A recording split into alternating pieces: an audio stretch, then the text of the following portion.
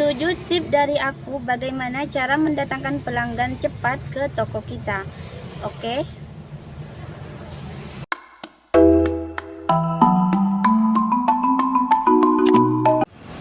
Assalamualaikum teman-teman.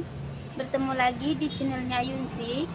Kali ini aku mau kasih tips sama kalian bagaimana cara mendatangkan pelanggan ke toko kita.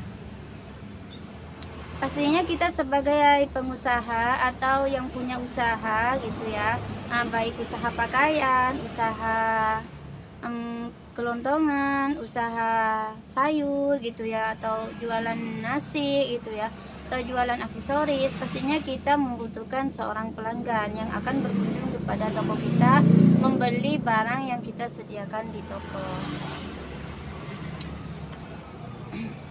Karena di sini aku sudah merangkumnya ya teman-teman. Di sini aku sudah merangkumnya, semuanya ada 7 rangkuman yang aku rangkum dari teman-teman juga. Bagaimana sih cara cepat mendatangkan pelanggan ke toko kita, baik toko yang pemula atau toko yang sudah berkembang lama. Langsung saja pada yang pertama. Poin yang pertama yaitu yang harus diterapkan di toko kita adalah kelengkapan barang yang biasa dicari konsumen setiap harinya. Misalkan kayak aku ini, aku kan jual peracangan kayak di belakang ini ya, kayak minuman, beras, rokok gitu ya, bensin gitu. Ya aku sediain sediain beras, sediain rokok, sediain cemilan, snack, minuman gitu ya. Yang pastinya yang konsumen cari setiap harinya. Jika ada yang bertanya, Kak, aku kan jualan nasi, atau Kak, aku kan jualan aksesoris, Kak, aku kan jualan baju misalkan, ya sama aja teman-teman. Aku kasih contoh satu ya, misalkan kalian itu jualannya adalah baju ya, ya kalian pastinya kan baju apa dulu nih yang kalian jual, ini baju apa dulu. Misalkan kayak baju anak-anak yang pastinya kan ikut tren yang sekarang, keluaran sekarang, misalkan kayak setelan, baju couple kayak itu ya, harus itu yang disediain gitu. Intinya ada yang dicari konsumen tiap harinya gitu ya. Lanjut yang kedua ini harus tentang pertimbangan soal harga. Setiap toko pastinya orang yang jadi sorotan pertama itu adalah soal harga. Jika harga di toko kita itu lebih mahal dari toko yang sebelahnya misalkan, itu juga jadi terpengaruhnya bagi kita juga ya. Karena apa? Karena setiap toko itu punya harga masing-masing atau patokan harga masing-masing. Kalian sebagai pemula atau kalian yang baru buka usaha harus mendaftarkan harganya lebih murah dari harga yang lain ya. Aku takut rugi Kak, soalnya kan misalkan aku jual murah aku takut rugi gitu ya. Enggak akan rugi. Semua toko pasti mempertimbangkan soal harga ya teman-teman. Karena apa? Karena setiap ada pelanggan yang datang ke toko kita, pasti hal yang pertama kali ditanyakan adalah soal harga. Kak, ini harganya berapa? Dek, ini harganya berapa? Atau misalkan, Bu, ini harganya berapa? Jika misalkan di toko yang sebelah jualnya misalkan beras ya, jualnya 70.000. Terus kita jualnya di sini 80, ya pastinya orang ada yang ada yang gagal beli, ada juga yang beli tapi dia nggak akan balik lagi. Kita kan pengennya sebagai pembuka awal ya gitu ya, maksudnya pemula gitu ya, pastinya kita ingin ada pelanggan yang tetap gitu, apalagi punya pelanggan yang tetap itu sangat bahagia banget ya. Ini pengalaman pribadi, aku punya pelanggan yang tetap gitu di kita, aku sangat berterima kasih dan bersyukur sekali ya teman-teman. Itulah soal pertimbangan harga, kalian itu bisain yang lebih murah dikit. Misalkan ada yang jual 5.000, kalian bisain kayak harga 4.500 gitu. Yang penting satu enggak sampai makan modal gitu ya. Yang ketiga adalah cepat dan tepat merespon pembeli serta kasih senyuman gitulah ya. Kalau udah ada konsumen yang berkunjung ke toko kita atau sudah masuk ke toko kita, kita itu harus melayaninya dengan secepat dan setepat mungkin. Nggak boleh cepat-cepat juga, nanti salah yang diambil. Juga nggak boleh lama-lama, yang diambil juga cepat respon kita. Intinya harus terapin cepat dan tepat itu ya. Misalkan ada konsumen nih berkunjung ke toko kita, Kak, ada gula nggak? Soalnya aku di sini gulanya udah udah diukur sendiri ya teman-teman. Dari yang harga 4.000, 8.000, terus yang harga 15. Yang 15 pastinya yang 1 kilo ya. Yang 8.000 yang separuh ya, setengah gitu ya. Terus yang 4.000 yang seperempat. Kita gini, cari apa Kak gitu kan? Tanya gitu kan. Ada gula nggak dek? Yang 1 kilo enggak, ada nggak yang lebih murah? Ada yang 4.000 gitu. Misalkan tanya lagi yang lebih murah, yang nggak ada ya teman-teman ya. Kalau minta di yang punya aku ada gitu ya. Selain itu kita ambilkan dulu gulanya, lalu kita kayak gini lagi, ada lagi Kak gitu kan, ada yang mau dibeli lagi Kak, misalkan ada yang mau dibeli lagi Bu, atau ada yang mau dibeli lagi Pak gitu kan. Nanti kan dia pasti bilang udah itu aja deh, berapa semua. Nanti kan ada juga yang bilang ada ini lagi, pasti dia bertanya. Kita jangan males untuk menjawab ya. Sebagaimanapun pembeli kita itu adalah raja ya, jadi kita melayaninya dengan sebaik mungkin. Juga jangan lupa juga harus ramah dan senyum ya.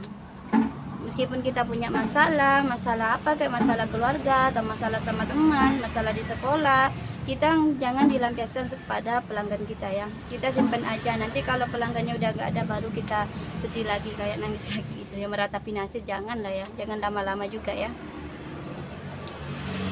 Terus yang keempat ini yang penting ya teman-teman, jangan pernah mengatakan barang kosong. Misalkan ada orang yang berkunjung ke toko kita, Dek, ada GPU nggak, misalkan kosong gitu, nggak boleh ya.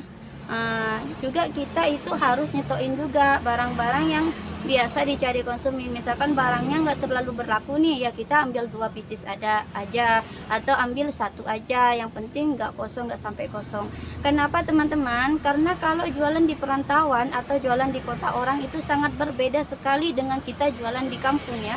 Kalau jualan di kampung, meskipun 3 hari kita kosong barangnya, seseorang itu akan kembali lagi kepada toko kita. Tapi ini bedanya ya, kalau kita jualan di perantauan, kalau kosong 1 kali, orang itu tidak akan kembali lagi kepada toko kita. Karena apa? Orang itu sudah malas, apalagi orangnya bukan langganan di toko kita. Misalkan cuman lewat, cuman nganterin siapa kayak itu, cuman lewat aja lah misalkan di depan toko kita.